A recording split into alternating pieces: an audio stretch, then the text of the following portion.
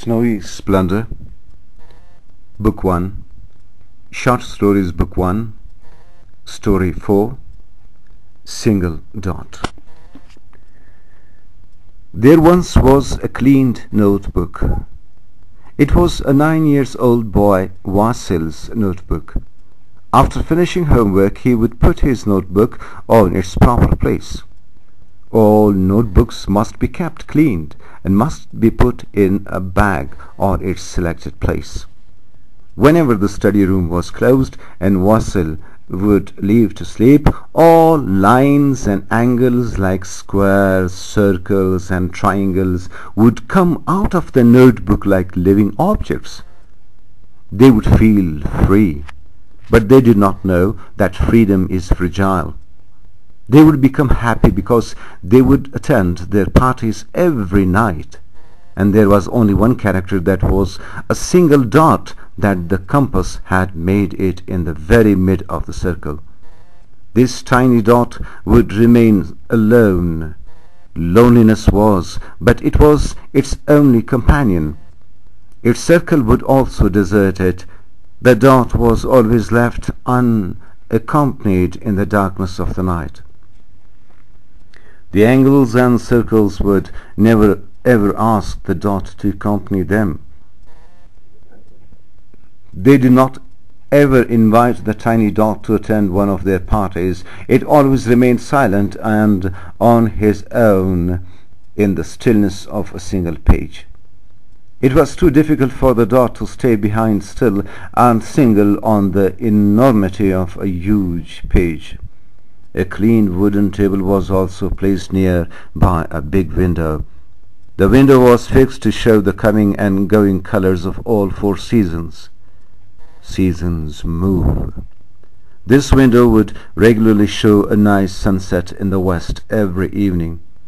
An open geometry box was also lying there. Each tool of the geometry box had its well-defined structure. Structure explains.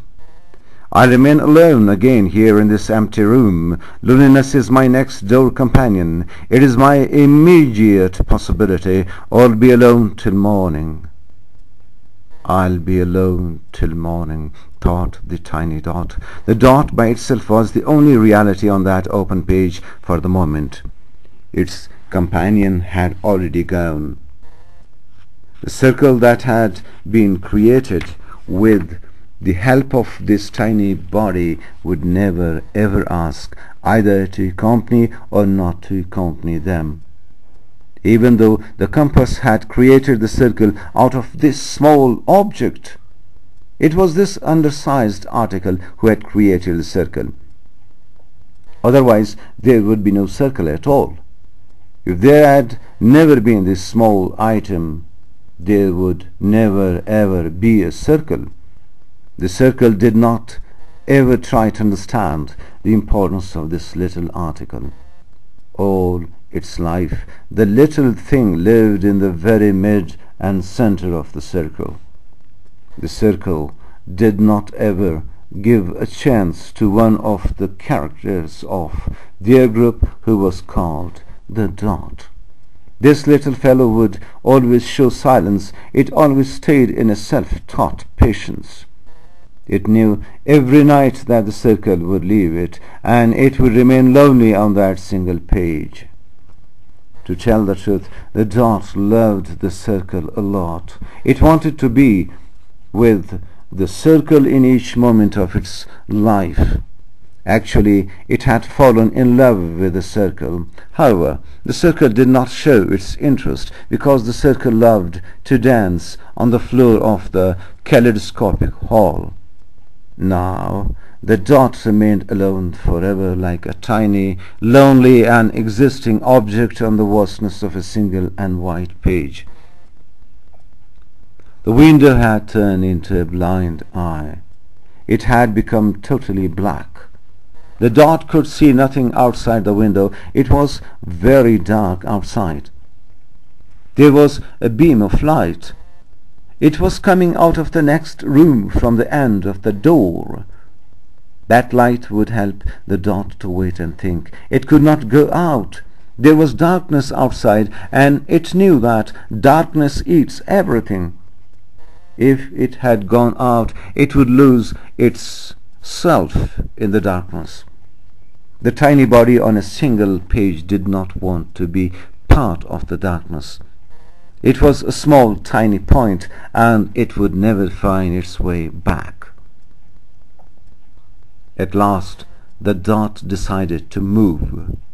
Move was the secret of life. It wanted to move to become useful, and how? And now it sought to explore its personal and experienced meaning of life. It desired to be useful. It wished to move, to step down within its movements, to find out the beauty of action within its limit. To be active as long as it could, this tiny object moved from the white page. It slowly came down on the table. The table was clean, soft, and smooth. The geometry box was lying open. It had a scale, a rubber, a pencil of various colors, and a compass. That was the compass that had created a circle out of it, but the compass was silent. Despite creating a circle out of its body, the compass always remained still and stagnant without the pivot of this small point. It showed a complete disinterestedness. Now the dot was fearful to climb down on the beginning, because it was happening first time in its life. As this small tiny body tried to move, it flew and came down on the surface of the floor. It was first but safe journey from the page to the table and from the table to the floor. Wow! Great! It is fantastic! I could do it if I tried. However, not too late. I can fly. Wow! I didn't know it, said the dot, and felt happy. It felt being capable of flying. It could move anywhere in the room, wherever it wanted. It moved wherever it found a bright crack in between the doors and floor. It moved from room to room. It made the visit of the whole house. Now this almost invisible but complete body had overcome all kinds of fears. It was a sort of fear that didn't allow it to move. It was in fact a fear that kept him put away and unaided on a single page. At last it came out in an open courtyard. From the courtyard the area of the darkness was again starting. But far away in the end of the darkness there appeared a spark like light. That was the point of curiosity. That light was coming out of one of Vasil's neighbor's window, who was a painter. He was a famous painter and was called Kamil, who had an international fame and name. The dot desired to go and see inside the bright window. But there was a problem. The dot had to cross an obstacle of the darkness. This darkness was like a dark sea. It was a thick patch of darkness between the courtyard and the brightened window. The only thing it did not like was the black color of the darkness. The darkness would have swallowed it too. It would have become merged or become part of the darkness. In the end, the dot decided to take a risk. It moved. Movement is life. It felt as though it is too easy to fly in speed, but too difficult to avoid itself, not to become part of the darkness. It flew away, looking directly at light to meet its destination. Hoop! Oh my goodness, I did it! I did it! It was so easy to do it. I did not know it. Actually, I hadn't tried it. Otherwise, I could have done it before. Now I have tried. I did it. The dot cried out of pleasure, but no one shared or heard its success. That was a success in lowliness. No one heard the happiness of the dot. That was a lighted and bright shining window. It was an artist's window. That artist was a nice and calm, positive-minded artist. Wow! Beautiful! Nice paintings, said the dot. There were paintings everywhere in the studio. The painter was busy on one of the portraits he was making. Hi, you are a great painter, said the dot with happiness and sense of appreciation that had the touch of adventure. Who's that? Who's that? Asked the painter. He looked here and there but found no one near to him. There was no other human but himself. Hello? Is someone here? Repeated the painter. He could not see the dot. I'm here and am the dot. But here in these colors you cannot see me. There are thousands of bright objects of your interest in your studio. This is why you cannot see my presence, answered the dot. A dot? The painter was surprised to listen to a human language and finding no one near to him or in the room. But there was someone or something near him that called itself a dot. The painter moved from his canvas as he tried to take a step back to have a distance. Hey, be careful, I'm nearby your step.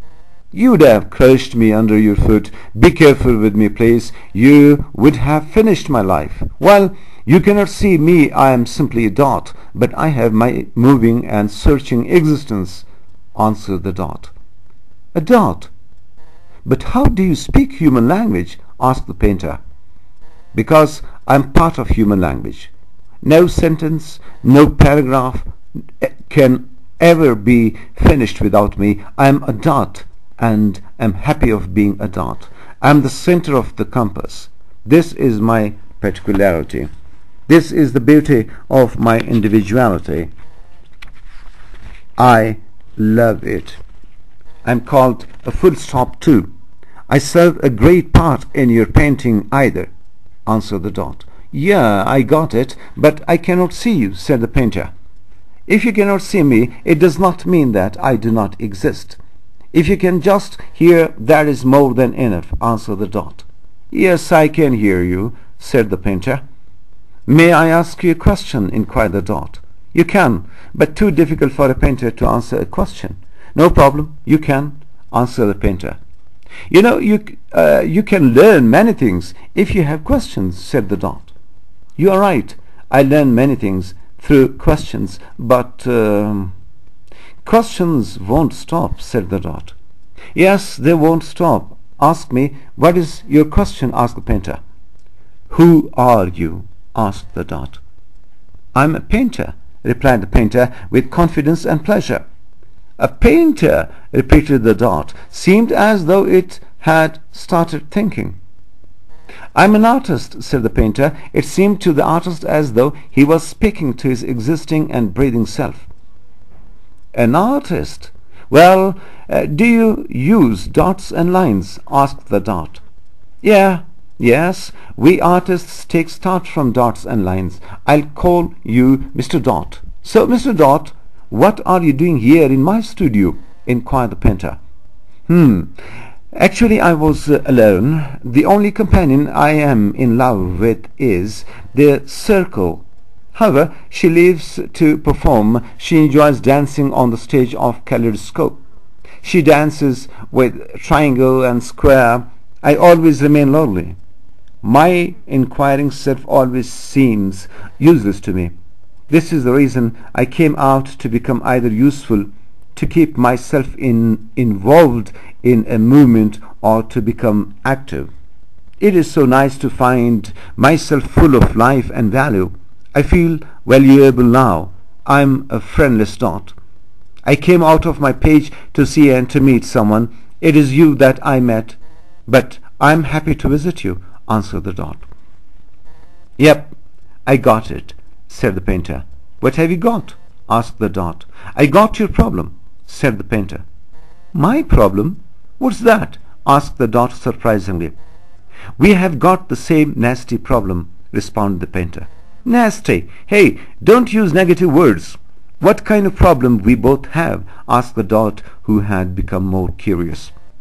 Our problem is our passions, replied the painter.